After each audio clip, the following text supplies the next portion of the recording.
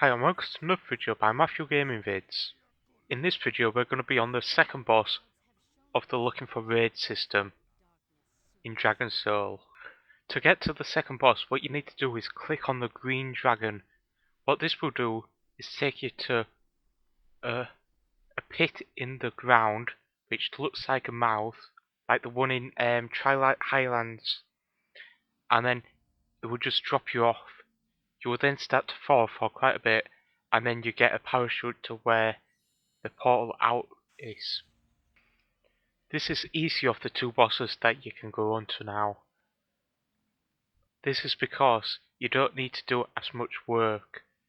All you need to do is bounce a ball from the range group to the melee group. And the other one, you need to mess around with quite a few slimes down in them before they reach the boss. Well, before one of them reaches the boss. And if you don't do that, it's more than likely a wipe with the Looking for Raid. But trash first. If you do DPS, go for the eye first, then go for one of the fails. What I do is I mark one fail, and then promote maybe a DPS or another person in the raid to assistant so they can mark one what they want all the DPS to focus on. What the tanks do here is go to the back and tank the big one. This big one will sometimes eat one of the DPS or the tank that's tanking him at that moment and throw him at somebody in the raid. What this does is create a big AoE round where the tank will land. This does quite a bit of damage, so you want to keep spread out as much as possible. There are a few of these packs around this boss, but I am not sure if you need to take them all. We just did because it's the easiest way of finding out. If you don't take these though, I'm not quite sure if they do interact with the boss when you pull him. I know for a fact that the slimes do on the other boss, so you will need to take out the slimes. But like I said before, I'm not quite sure if these tentacles do matter if you take them out or not. Only one what will do damage is the big one what the tanks will be tanking, so just be wary of that. I also just want to point out that this is the first time I've entered this place and also not looked at any of the tactics, so if I do get something wrong, please feel free to tell me what I did wrong, and from that mistake I'll learn from it and get better. But like I was saying in the other video, vengeance at the moment is as soon as one of the tanks has aggro and is getting hit, the other tank has no chance at over aggroing that guy, as vengeance stacks that high and that fast that as soon as one pulls, it's through vengeance and the other tank needs to either taunt one off or just stand there doing basically no DPS, unless you're a Death Knight and you can do DPS anyway without being attacked. What I found most boring about this is that they're the same monsters. There's no difference in them. I've sped this up as it's just basically the same fight about 3 or 4 times. So now here comes the boss, which is one of the nicer ones in here. By nicer I mean more challenging. Like the first boss, that were no challenge at all. Which is no fun at all. I've played this game to enjoy, have a little bit of a challenge. So this boss fight is basically like a tennis game. What you do is as soon as you pull the boss, well, maybe about 10 seconds afterwards, he will shoot a beam out of his mouth or out of his stomach. And that beam will make a ball called a void shadow, I think, right behind him. Well, in front of him. So you need to have a group for the melee and a group for the range, which needs to be about 20 yards apart. And then once that void is out, you need to turn the boss and let the melee and range bounce the ball between each other.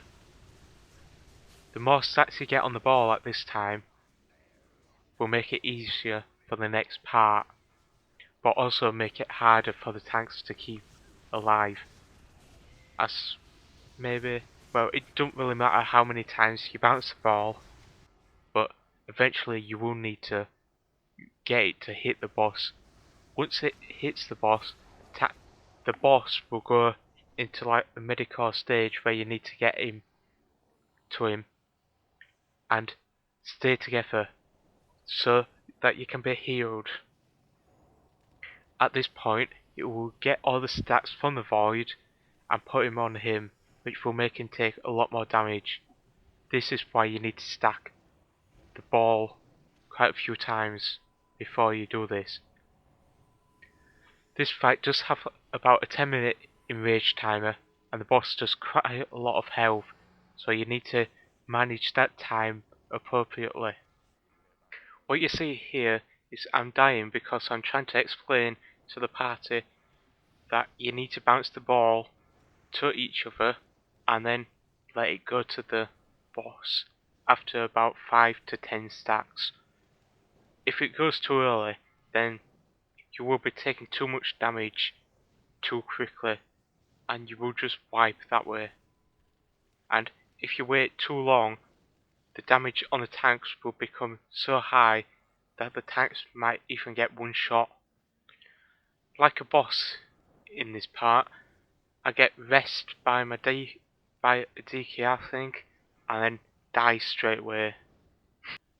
This is because I had to pull the boss to the void as the DPS that were melee wasn't getting out of the way of the boss, so that meant the void were just going round and round, and every single time the boss attacked the tank, it gained another stack of the buff, and eventually we were just wiped anyway, so it were better for me to just pull it straight to the boss and die again than just let us wipe, as we could still possibly do this quite easily. And this is what I mean by it needs to be tuned up a bit, because basically if you're doing it right, there's no damage that's being done, and really it ain't that much fun, so you need to make it more interesting for yourself, and that's my excuse for dying. But really, it's quite an easy fight. I just had a bit of bad luck getting the debuff and dying quite quickly. But otherwise, a pretty good fight this one. And so is the other one what looks like this. So we're just about to knock the boss down. Pretty easy fight, even with me being dead for all of it. So, doesn't need a second tank this fight obviously. And basically, 3 of the DPS dead all the fight, which means you don't really need much DPS. There's about 40 to 50 seconds left on the range timer as well, so we cut it a bit close. But really, if them 3 DPS I didn't die, we would have done that by probably 2 minutes of the range timer. So maybe that needs to be tuned a bit more. Quite a lot of good loot what's dropping as well, and I get my first tier piece here, my gloves for tanking. The 2 set bonus for this is incredible for prot. Thank you for viewing this video. If you enjoyed this video, please remember to like, comment, favourite and subscribe for more videos. Thank you for watching this, and goodbye.